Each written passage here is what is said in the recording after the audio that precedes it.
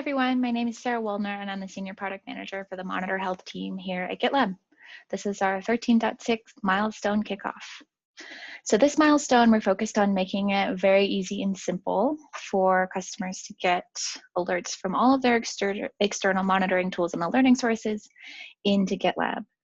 And so today, the way that you're able to do this is we have a single HTTP endpoint with a single set of authentication credentials that you can activate and then use those credentials in any tool that you want to send alerts to that endpoint for. So this is not flexible. It does not allow customization of the alert payload. You have to do that in the external tool, which limits customers that if they're using tools where they can't change, if they have an immutable payload, then they can't use this endpoint. So the other problem with this is often there's multiple teams that want to be sending alerts to GitLab, and so we want to create multiple endpoints with unique auth credentials for each one so that teams have control over their individual alerting sources.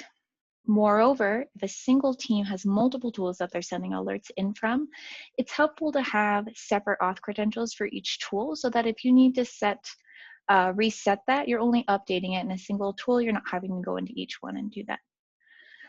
So the first main project for this team in 13.6 is setting up the ability to create multiple of these endpoints, the ability to create one, name it, activate it, have unique credentials, so on and so forth. Let's take a look at what that's going to look like.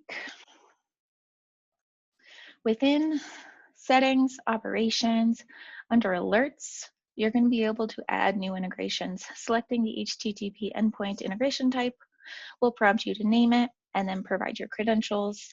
And as exists today, you'll be able to test that integration by pasting in an example payload. We are going to extend this functionality in 13.6 as well.